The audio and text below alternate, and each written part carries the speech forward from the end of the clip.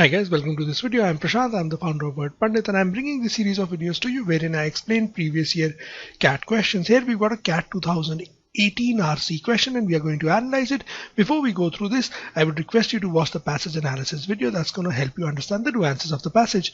Now those nuances are very important for this particular question. Why? So the question says the main purpose of the passage is to. So you've got to identify the main idea, and this is a combination, the primary purpose of the author of the passage. So this is a mix. The answer option here is a mixed bag of both the purpose as well as the main idea.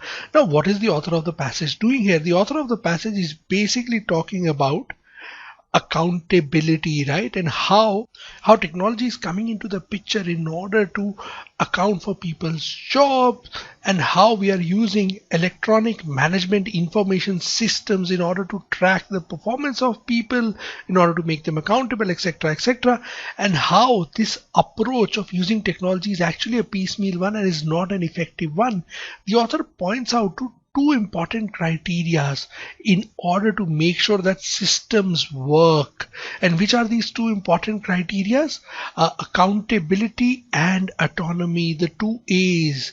Accountability of services means that you should provide access to information to outside people who can see whether the system is working or not, and citizens need to be empowered. Autonomy means the service providers, right, people who are providing the service, they are independent enough to take decisions and they are able to perform functions that they want to. For example, in the example of teachers, you hire people who want to teach and then give them autonomy. Once you give them that autonomy to teach, the freedom to teach, that independence to teach, they will deliver better. Now, right through the passage, the author has taken up different examples. So, for example, he's taken up the example of teachers and education. This is the broad example that has been taken up in the passage.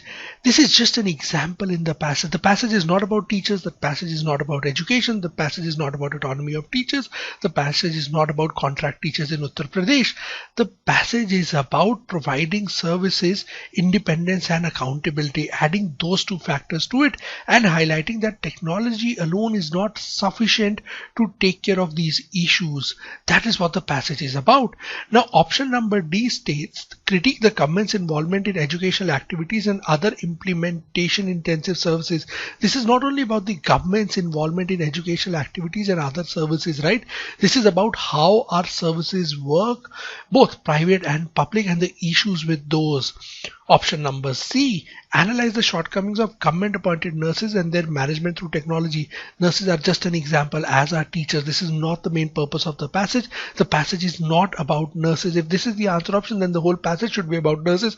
Nurses have a passing reference. They're just used as an example. Hence, option C is also ruled out. We've ruled out C and D both.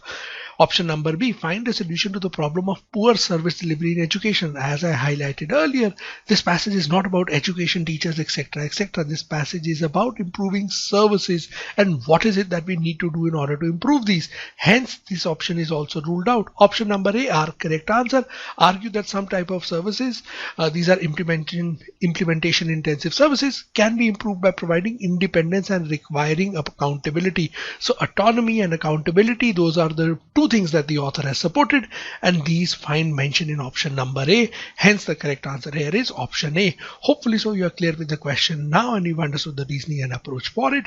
Thank you very much for watching this video, and as always, happy learning.